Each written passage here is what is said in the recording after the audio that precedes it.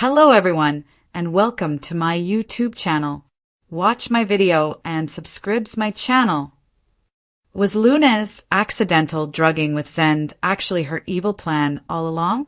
Luna Nozawa never unintentionally snatched her mom's special mints.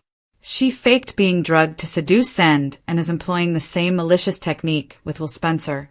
Shocking BNB surprise. BNB bombshell. Luna never took the wrong mints. The whole Zende seduction was planned. TLDR, Luna Nozawa's accidental drugging with her mother's special mints was utterly phony. She organized the entire Zende seduction while pretending to hallucinate RJ, setting a pattern she's now employing to target Will Spencer. The accident that never was. Hold on to your coffee cups, soap enthusiasts, because everything we thought we knew about Luna Nozawa was a lie. Remember the mint scandal? That heart-wrenching incident where poor, naive Luna mistakenly took her mother Poppy's special mints and ended up in bed with Zende Forrester Dominguez while hallucinating he was RJ Forrester? Yeah, about that. None of it was real. Was Luna actually drugged by the mints? No, Luna Nozawa was never drugged by her mother's unique mints. She staged the entire affair to seduce Zende while preserving her naive image with RJ. The revelation is simply startling. Luna claimed to be high to get away with having some fun with Zende. Those visuals we witnessed of her hallucinating RJ? Pure performance art. The perplexity, the distress, the tears? All intentional manipulation aimed to make everyone, including us viewers, believe she was a victim. But here's what really gets me. She cried alone in her room later. Alone. Who was she performing for when nobody was watching? The answer is terrifying. She was practicing her victim act, making sure her story would be credible when she confessed to RJ. Did Luna plan this from the beginning? Yes, every single detail was coordinated by Luna from day one. The accident with Poppy's mints was her cover story for a purposeful betrayal. Think about it. Luna knew about her mother's unique mints. She knew Zende was interested in her. And she chose to construct a scenario where she could have her cake and eat it too.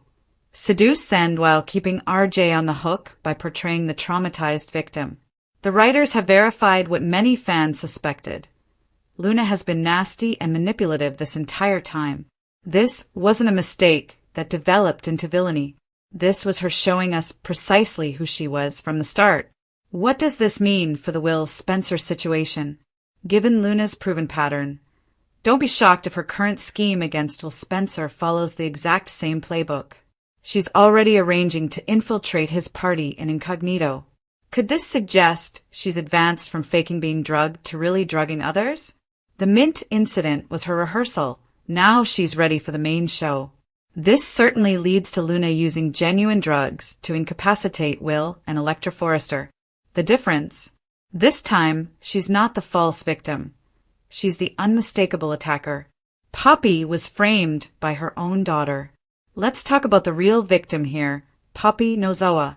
This unfortunate woman has been carrying guilt for months, believing her irresponsible lifestyle contributed to her daughter's awful experience. She thought her special mints damaged Luna's relationship with RJ and caused enormous sorrow. But no, Luna used her mother's addictions as the perfect scapegoat. She exploited Poppy's free-spirited character and those mints as cover for her own premeditated adultery. Talk about cold-blooded. And now Poppy's sister, Lee, is struggling with the monster Luna has become, still hating Poppy for corrupting her daughter. The irony? Luna was never corrupted. She was the corruptor all along. What's next for Luna's pattern of deception? The mint controversy wasn't simply Luna's first lie. It was her pattern for all that followed. From drugging Steffi Forrester to her current fixation with Will Spencer, we're seeing the maturation of a master manipulator. Could this suggest Zende holds the key to exposing her? He's the one person who lived through her deception. Don't be shocked if he understands her tactics immediately when he sees what's occurring with Will. Given Sheila Carter's influence as her grandma, Luna's ways will only get more advanced. This likely leads to an accidental pregnancy scam or an even more complex drugging plot at Will's party. The tears were fake, the evil is real. Here's what upsets me about this whole revelation. We saw Luna crying alone. We witnessed her suffering. We felt sorry for her. And it was all an act. Those tears she shed in private? She was method acting, people. Making sure her performance was Oscar-worthy when she faced RJ with her confession. Luna Nozawa didn't become a villain. She was born one. Or maybe made one by Sheila Carter's DNA. Either way, she fooled us all from day one. The scariest part? If she could fabricate something this elaborate as her first major manipulation, what else has she been lying about? What other accidents were actually deliberate attacks? One thing certain, Will Spencer is in more danger than anyone thinks. Luna's not just obsessive. She's a practiced predator who's polished her skill. And the Mint incident, that was only her warm-up. Mark my words. When the truth about Luna's past finally collides with her present machinations, the explosion is going to rock the whole Spencer and Forrester families. Mama Bear Katie's fury. Luna, Lee, and Sheila face wrath of Will's mom. The bold and the beautiful spoilers predict that Mama Bear Katie Logan's rage will be released. Luna Nozawa, Lee Finnegan, and Sheila Sharp will all face the wrath of Will Spencer's parents. So we should brace for the drama that's developing. Katie was enraged when she found out Will put his life on the line by arranging a trap for Luna. Will could have faced a dreadful fate that day. So Katie is relieved now that she feels Luna is gone forever.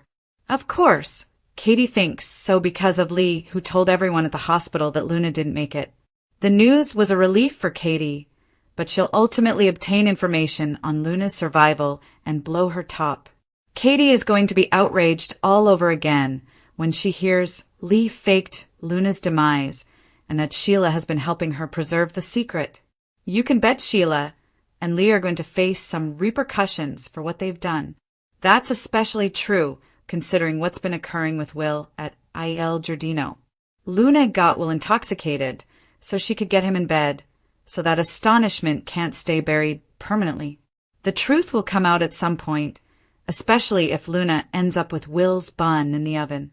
That could give Katie even another incentive to lash out at Luna, Lee, and Sheila once everything gets uncovered. Katie is likely to go into Mama Bear mode, as Will is her cherished baby boy. When it comes to Will, Katie's always going to stand up for him and fly into a passion when her son gets hurt. Heather Tom usually shines when B&B puts Katie on an emotional roller coaster, and she should surely be on one shortly owing to all the Luna drama. Will is being targeted by Luna, which couldn't have happened without Lee and Sheila's collaboration. The bold and the beautiful spoilers claim Katie will be outraged over that and so much more.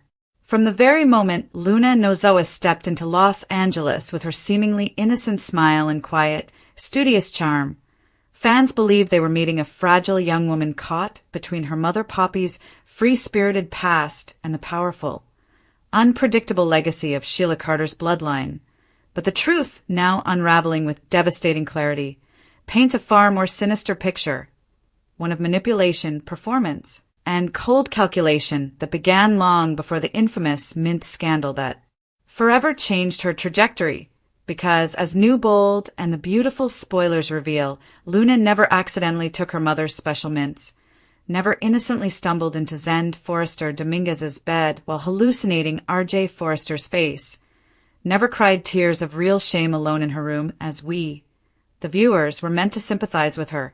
She was instead perfecting a performance, rehearsing a script of victimhood to justify a night of forbidden seduction she planned from the very start, using Poppy's carefree lifestyle as the perfect scapegoat and manipulating every detail to maintain her pure image with RJ while sampling the allure of Zen's attention.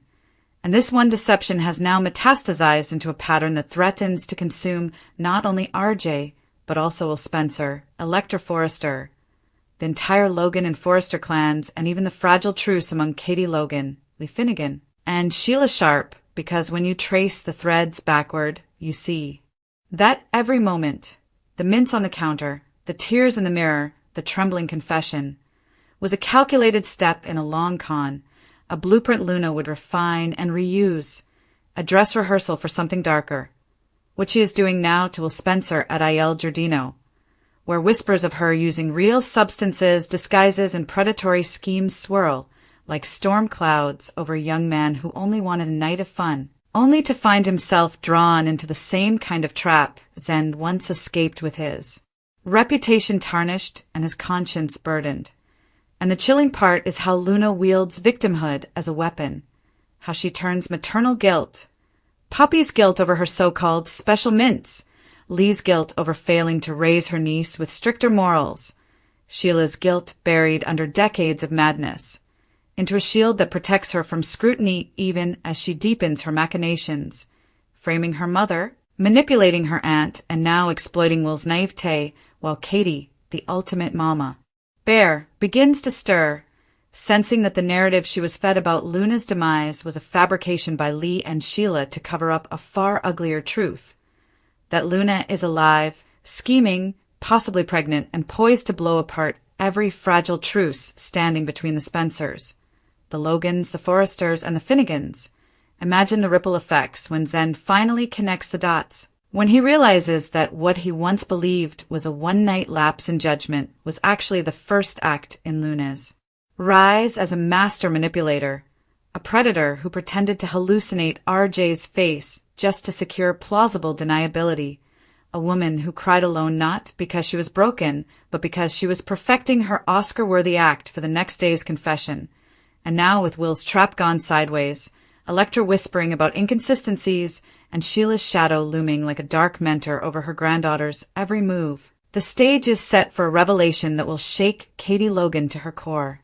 That her beloved son was targeted not by a lost girl, but by a calculating woman who has used tears as tools, innocence as camouflage, and family as pawns.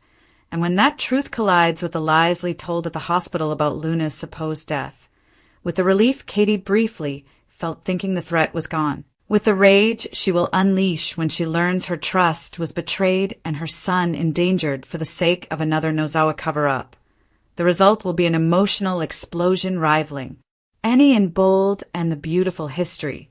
Imagine Katie storming into Il Giardino, confronting Sheila, exposing Lee, tearing into Poppy for creating the perfect cover story, while Zende stands by, haunted by memories of that night, and RJ reels from the ultimate betrayal, that the woman he defended, the woman he pitted, used him as an alibi while building a secret life of seduction, drugs, and power plays, and Will, caught in the middle, may carry not just trauma but a child, Luna's potential. Pregnancy, the bun in the oven, teased in spoilers that could bind him forever to the very woman who turned his youth into her next experiment, raising terrifying questions. Is this Sheila Carter's DNA manifesting in the next generation, or is Luna an even more refined predator? One who doesn't need chaos to cloak her moves because she crafts the chaos herself. One who doesn't wait for accidents because she manufactures them. First with Zende, now with Will, and who knows who's next because, as history shows, a manipulator rarely stops after 2 victories, and the scariest part? The tears we once believed were real, the anguish we once believed was genuine, were all rehearsal for what's happening now, and what's coming next. A collision of lies and truths, of fake deaths and real consequences, of families torn between forgiveness and fury, as Katie vows to protect Will at any cost, as Lee and Sheila scramble to keep their secrets, as Poppy drowns in the betrayal of being framed by her own daughter, and as Luna, mask slipping, prepares her next act because the mint. Scandal was never the end, it was the prologue, and when the curtain rises on her true agenda, Los Angeles will see not the girl who cried in her room, but the woman who played them all a predator born of deception, sharpened by indulgence, and now unleashed on a city too slow to recognize the devil when she smiles. And as the Los Angeles night deepened and the shadows around Il Giardino stretched long, the truth about Luna Nozawa began to take a darker, more intricate shape, a shape that was never born from chaos but sculpted with precision, malice, and a twisted sense of entitlement that echoed the very worst of her grandmother Sheila Carter's legacy. Because while everyone else believed Luna was a sweet, Slightly misguided young woman caught in a series of tragic accidents, the evidence now mounting. Like storm clouds over the Forrester mansion and Spencer estate, told a tale of a predator rehearsing her craft, one calculated move at a time, starting with the infamous mint night, when she claimed to have accidentally ingested her mother Poppy's special mints, a story that conveniently absolved her of blame while allowing her to explore Zen Forrester Dominguez's desire under the guise of confusion. But the flashbacks, the crying, the private anguish that so many took as proof of her innocence were in truth layers of performance, a rehearsal in solitude for the victim role she would play to perfection the next day with RJ, and now, months later, with RJ's trust slowly eroded and Zen's silence weaponized as an accomplice of shame, she has turned her attention to Will Spencer, the youngest heir to Bill's empire, a boy on the edge of manhood, and here at this moment in bold and the beautiful history, Luna is not fumbling or regretting.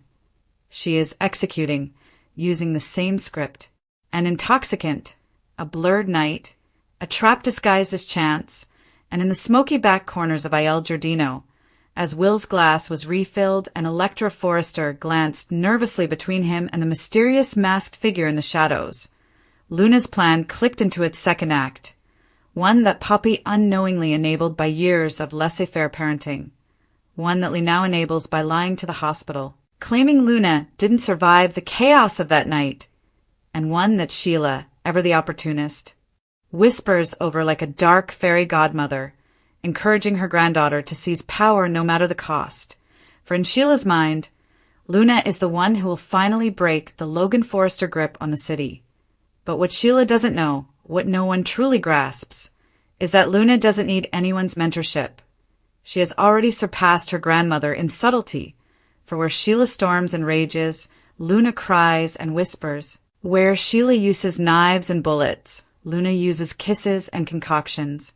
Where Sheila leaves chaos in her wake, Luna leaves questions, doubts, torn loyalties, and now, as Katie Logan begins to piece together the inconsistencies in Lee's story, how the death was too sudden, how the body was never seen, how the timeline of that hospital night doesn't match the whispers Electra overheard. Her fury is reignited, a maternal rage that once protected Will from Bill's business wars, now poised to protect him from the manipulations of a woman who has already robbed Zende of his dignity and RJ of his peace.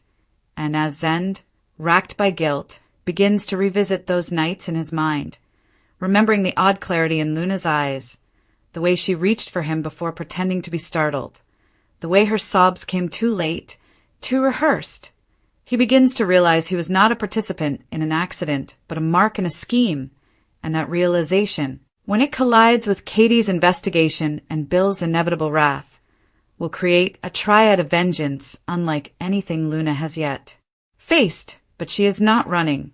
She is evolving, already laying the groundwork for her next act.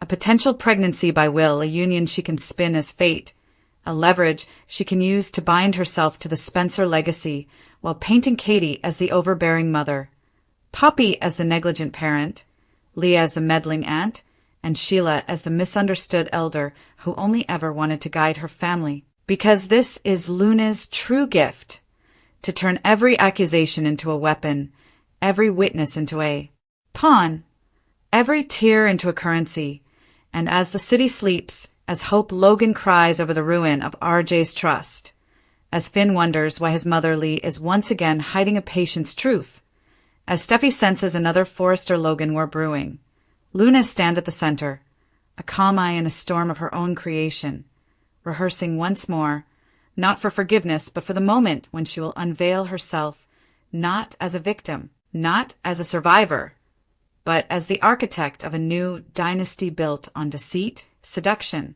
and the terrifying question she leaves in her wake. If the mint scandal was fake, if the tears were rehearsed, if the night with Zen was planned, then what else has been a lie?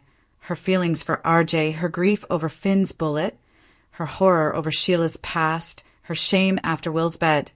And what future is she building if no one stops her, if Zen stays silent, if RJ stays wounded, if Katie stays distracted, if Bill stays uninformed? Because one thing is clear. The Luna Nozawa we met is gone, if she ever existed at all, and in her place stands a master manipulator whose blueprint began with a mint and now threatens to rewrite the history of every family on the bold and the beautiful.